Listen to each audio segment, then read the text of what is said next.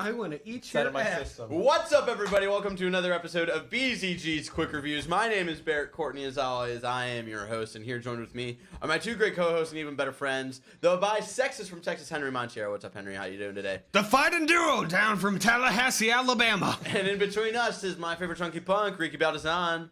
Hey you, yes you, I want to eat your ass. As you can see, we all went to PlayStation Experience.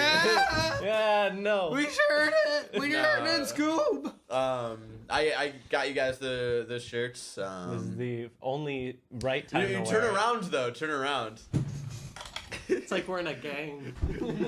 You guys were there! Yeah. No, you guys... No, you can stop that. You guys couldn't make it, but I got you guys the shirt. I got one originally, and then I was able to. And then he turned them into two with his tailoring skill. And Jesus, with his mighty touch, turned one into two. I was able to get a second one, and then I was like, I need to get those to those guys because. No, the way it happened was you got the one, and you were like, I need two more in different sizes for some reason, and then you're like, hey, this is their size. Yes. I got myself this dope ass, I believe in Shuhei Yoshida shirt, which was designed by a fellow nerd friend online. His name is Andy Cortez, and he is a handsome motherfucker, very talented. Go check him out on Twitter, Maximum Cortez. There's a lot of cool designs for people. He did like I think the artwork for like Fireteam Chat for IGN. He did something for Alfredo, I believe. The sauce. Alfredo Diaz. That's a good one. And then he made this shirt. He also designed another kind of funny shirt, which was like the garbage truck on fire, because that's what they always call Colin and Greg live. Real cool dude. He is really talented. He got Shuhei to wear this live at the PS I Love You panel, which was fucking hilarious. Personal friend. So yeah, quick shout out to him, because this is my first kind of funny shirt, and I couldn't be more proud that this is it. Now, some of your shirts have made me laugh in the past.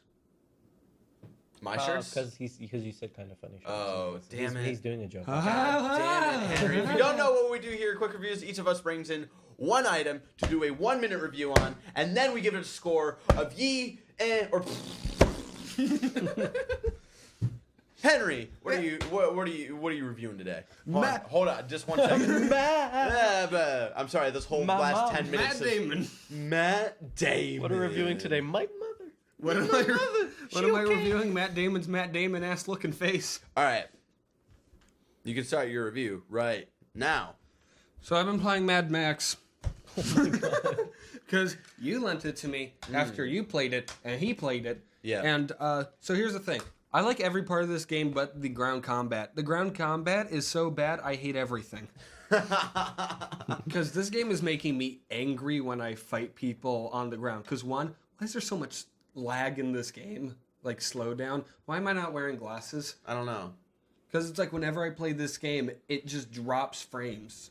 Like, that's weird. I never experienced that at all. I did. Oh, really? Yeah, not that bad for me to like say it like that, but I did. There was one point, the only part I really experienced any frame rate drops was when you get really close to Gastown, when you're in like the Gastown area and everything's dark and fucked up. Oh, God. I experienced it a little bit, but not to the extent of what you're talking about. It ruins the combat even more than the rest of the combat ruins the combat. To be fair, it's hard to really get into this combat when the fucking epitome and perfect version of this combat also came out this year, which was Arkham Knight. Mm-hmm. So it's hard to go from Arkham Knight and then go into Mad Max, and yeah.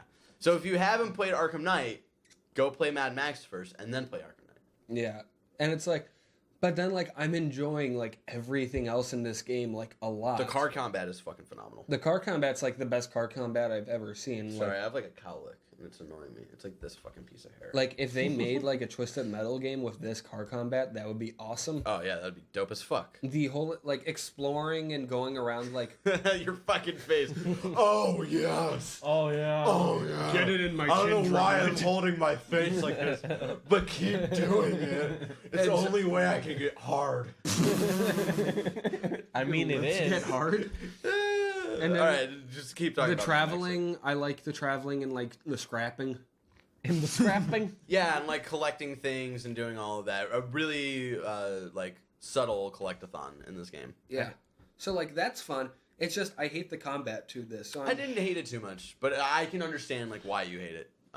It's like it gets bad for me like right around the halfway point where it's like I'm at this fight right now where it's like I'm in Pink Eyes territory, I think. Yeah. And there's 2 guys with shields and 3 guys yelling and then like 8 other fighters. And it's like you get stuck in like shield, punch, can't block because you're That's stuck. like the part where you have to like upgrade your gun so you can take out a shield in like one shot. And like I know it. I think I know what part you're talking about because I think I had a little trouble with that as well. I think I just unloaded like my whole shotgun on them because I had it And that's the upgraded thing, by that you don't time. have to fucking worry about loading out on your shotgun because in a game that needs to make you feel like you can't like The Last of Us is really good at you can only find so many resources in that game. In a world like Mad Max where you're supposed to also feel like that, there are a lot of fucking resources in that game. You can constantly like replenish water. You can constantly get fucking shotgun Especially shells. if you upgrade the strongholds and Yeah, stuff. You just exactly. And like you just go in, it's like you got everything, and I'm Exactly. So you never worry about unloading your shotgun at all. yeah, and then like there was something else I was gonna say about the game. Brand.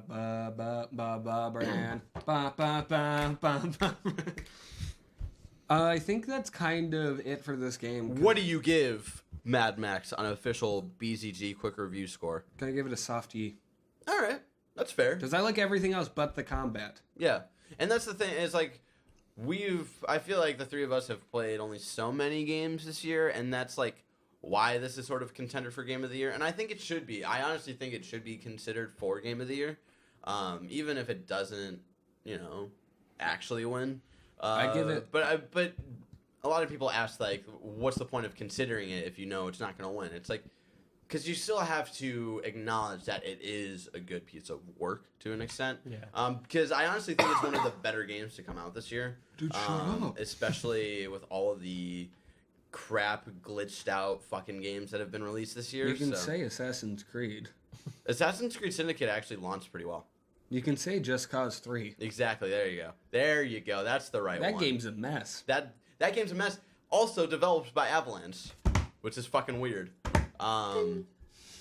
So yeah. Fuck. Every week now. Every week there's gonna be sawing in the background. There's gonna be sirens. And I don't know. I'm fucking know. I don't fucking know anymore. Song for Sirens, I love that band. I God think they're damn sure it. Hot BZG Topic. coming from hell.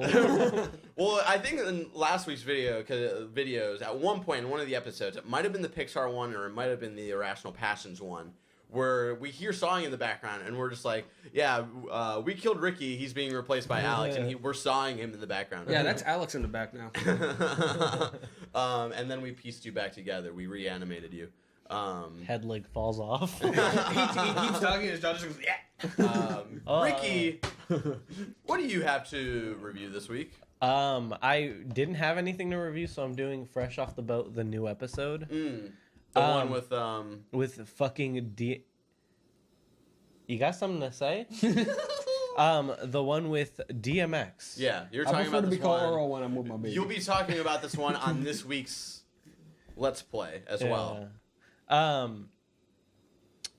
DMX was in it, and his acting is better than everyone else's in the show. I still don't understand how that's a thing. But okay. it's just so good. I like to be what called else is Earl when I'm DMX? holding my baby. DMX. I mean, what else is DMX doing right now? Yeah. Looting the Working liquor at store? IHOP. We're going to that IHOP, right? Yeah. Anyway, the show's like back to how it was first season. It's just as good. It's a brilliant show. I think it's worth watching. If anything, just good background noise. Okay. And they're adding a lot more people. Like Shaq is in it more. Like DMX is in it now. Yeah, just a fucking mention of Shaq Fu Yeah. 2 was announced. Yeah. It's Like awesome. that's hilarious. You know, I'll give it a wait, I don't think we can give it a regular score. I think we have to give it a Yeah. Yeah. Every time something happens in the show. Yeah. That's the score. Yeah, that's the score I'm giving it. But if I An actual review, quick would review be score. a softie. Softie. It's All a right, good, all right. but it's like it's not the best. But it's still great. That's totally fine. Yeah, You're allowed to feel that way. I guess. Yeah. You can feel any way you want at Cattleman's Ranch. And what I have to review this week, a couple weeks ago, I saw The Night Before, starring Joseph Gordon-Levitt, Anthony Mackie, and Seth Rogen. I thought you were And going to me be in like 20 years. you were going to talk about the convention again, and I was going to be like, fuck. I'm like, Did you guys know I went to PlayStation God Experience? damn it. I'm quitting the show. So we saw The Night Before. We watched it on Thanksgiving Day. And it's just been like I've had other things to review that I felt have been more important to talk about. So I thought I would review this a little closer to Christmas, just because this is about like Christmas Eve and like spending time with your friends And vomiting in church. Exactly. So this is another Seth Rogen, Evan Greenberg, a very That sounds Jewish. A very generic Jewish last name. Yeah. And they like work together on all like the main Seth Rogen films.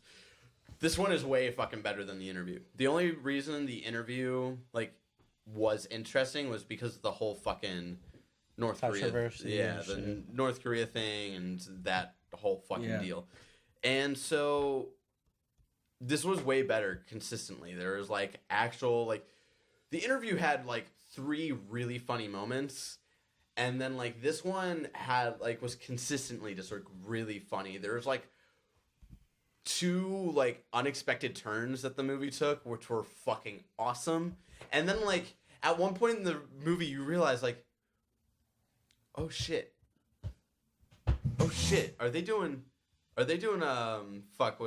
Christmas Carol? That's the one with Scrooge, right? Mm-hmm. And then. But, like, they don't do Christmas Carol in, like, the generic sort of way. Like, they have a different turn to it. And, like, you don't realize it until, like, the halfway through the movie. They're like, they're doing the Christmas Carol. And it's so fucking good.